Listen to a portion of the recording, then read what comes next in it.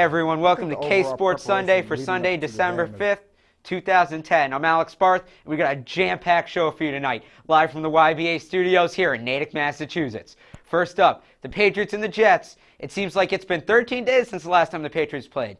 A football game that eternal wait will end tomorrow night at Foxborough when the Patriots put their 25-game regular season win streak on the line.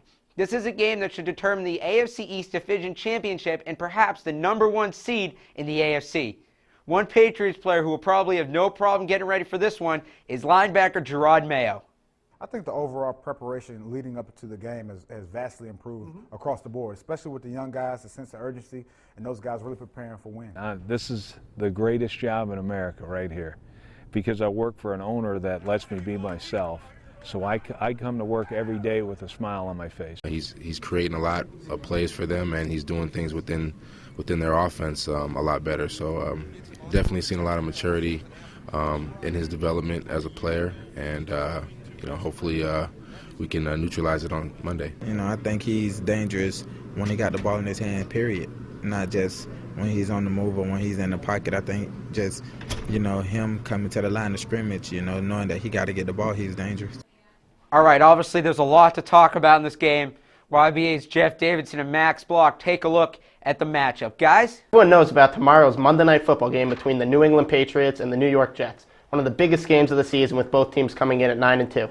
When Jets coach Rex Ryan was asked how he would prepare for this game, he responded that it's just another week in the long NFL season. Patriots week like for a Jet and for you? Nothing. I mean, we know that it's a big game. We know how important this game is to us and them. And, best team will win. So hi, everybody. Now I'm joined by Jeff. I'm Max Block, and we're going to be discussing a little bit about the Patriots-Jets games. So, Jeff, I got to ask you the first question. Who do you see coming out on top of this game?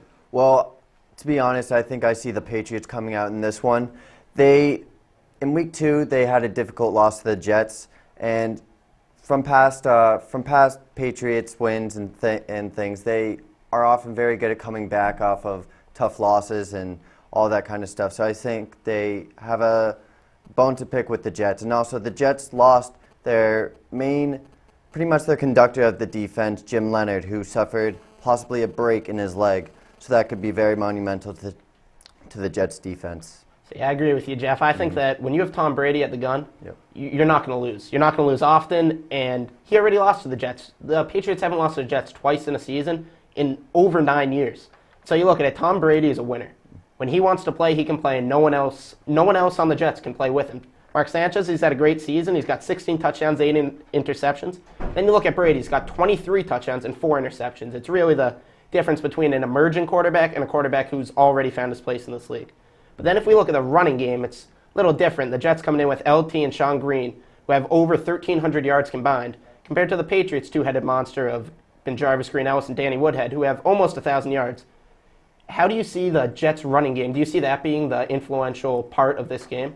Well, I do think that this is a big part of the Jets' game plan. I do believe that they are going to emphasize the run with LT and Sean Green.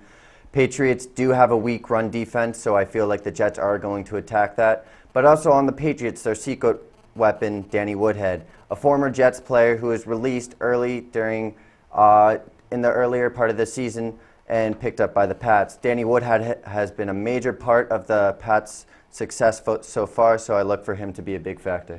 Then another part that a lot of people don't really notice, but the Patriots have, each game they seem to have one wide receiver or tight end, either Gronkowski, Hernandez, Welker, who really takes over and controls the whole entire passing game. Do you see this week, do you think it's a better idea for them to find the one guy who can really take over and do it himself, or do you think they have to spread it around, get Darrelle Revis, the great cornerback for the Jets, they have to get him moving around? Do you think they should try and spread it out or try and focus on one guy to pick him apart? Well, I believe that it would be a good idea to spread the floor and, spread out the passes evenly because Darrelle Revis will be shifting all over the field, covering different guys. There's no lock on who Darrelle Revis will cover. So if Brady will distribute the passes evenly and have the team working in a whole, I feel like it will make it harder for the Jets defense to concentrate on that one guy and shut him down. And so it's a great point. Looking at it, they're both 9-2, coming into a Monday Night Football game with everything you could imagine.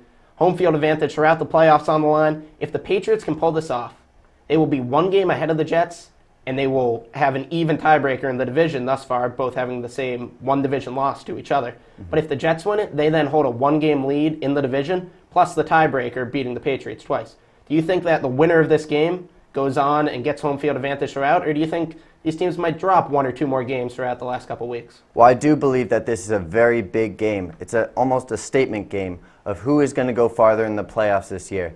This determines who will get home field advantage and really will set the tone for the rest of the year. I believe that it may be possible that these teams may drop 1 or 2 more games, but really it's so close that you couldn't even tell. But I do believe that this is the game of the season for both these teams. It certainly is. Every time that the Jets and Patriots seem to get together, it's always a thriller. So that's going to do it for us here. We're going to send it back over to KSPORTS Sunday. Thanks. All right, now we're going to check out some of the scores in the rest of the NFL. Eagles, as I said earlier, at home were able to beat the Texans 34-24. Michael Vick goes 22 for 33, 302 yards, 2 touchdowns, and a pick. The Bears beat the Lions 24-20. Jay Cutler, 21 of 26, 234 yards, and a touchdown. And that puts the Bears 2 games ahead of the Packers, who knocked off the 49ers today 34-16. Aaron Rodgers, 21 of 30, 298 yards, and 3 touchdowns. The Chiefs escaped the Broncos 10-6, putting it away in the final minutes, and the Browns edged out the Dolphins 13-10 despite a Dan Carpenter 60-yard field goal, longest in franchise history. The Vikings blow out the Bills 38-14, but Brett Favre may be done. Of course, we've said that before, but seriously injuring his shoulder in the second quarter, he would not return. If he is done, his last pass would be an interception. The Giants crushed the Redskins 31-7 in New Meadowlands Stadium, and the Jaguars shock a devastated Titans team 17-6 behind Maurice Jones-Drew 186 yards. And on Monday night, we're still waiting Pats and the Jets. When we come back, Ryan Shelley will be here. He'll take a look at the Celtics action from New Jersey that's supposed to make you want to come back, so don't go away. K-Sports Sunday continues right after this.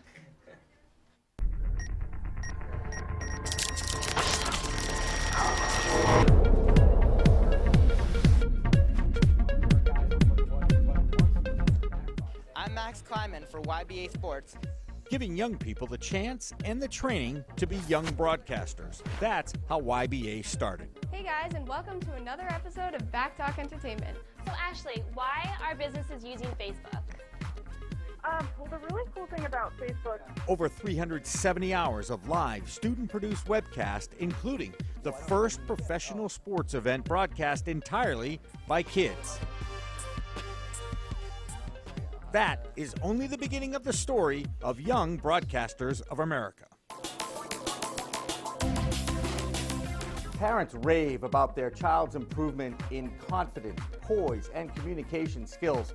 But it doesn't come as any surprise to us because we teach Generation Techs how to talk using TV broadcast skills, and the results are amazing.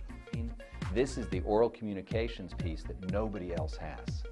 With a whole generation communicating more through technology than face-to-face, Young Broadcasters of America has created a curriculum for voice articulation that is now available at YBA Online. IPI stands for inflection, pronunciation, intonation, and enunciation. Connecting professional broadcasters with young people has given the next generation of TV talent an edge in communication, in school, and in life. What opportunity do you have as a kid to get in front of a camera, to get behind a mic, to learn how to actually do it? This is the only opportunity he's ever had. Justin, it's good to be sitting right next to you.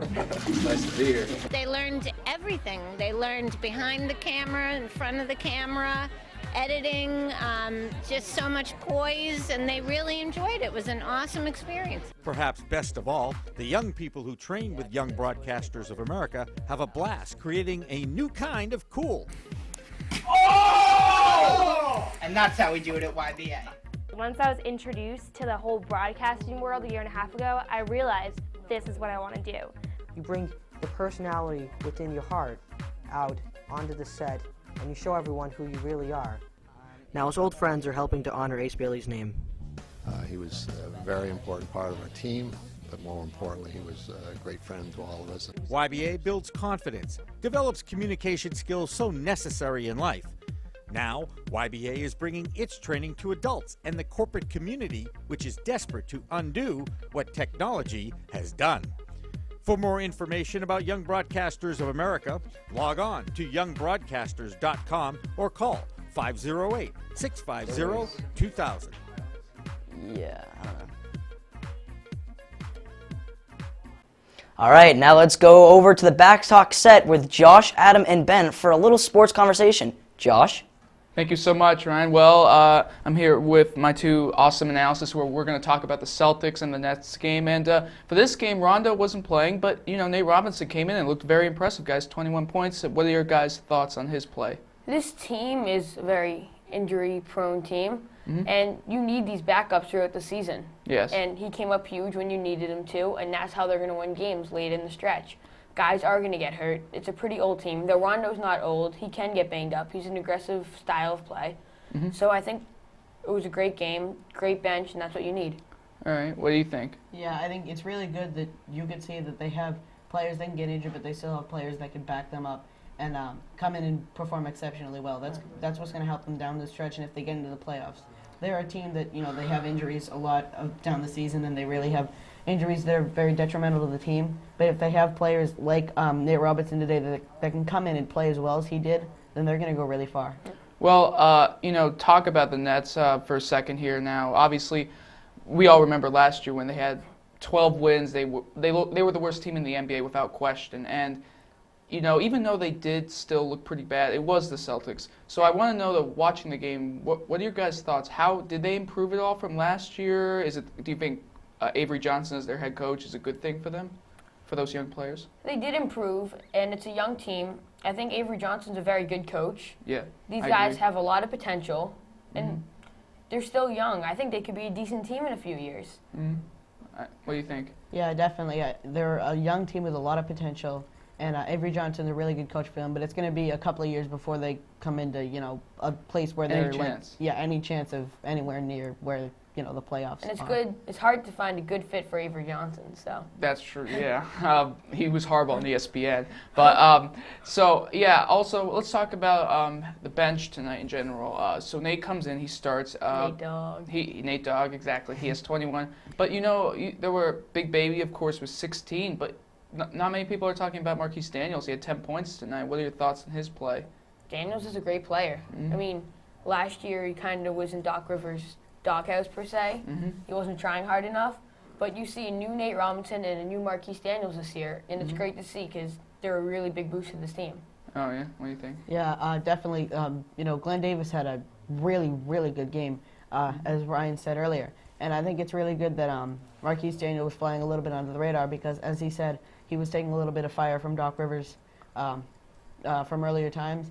And I think it's really good that he can put 10 points. That's a really solid game for him. And he's flying under the radar, which is, always nice for a player of not, he's not the star of the team. So you just want him to get production and not make too much noise. Oh, okay.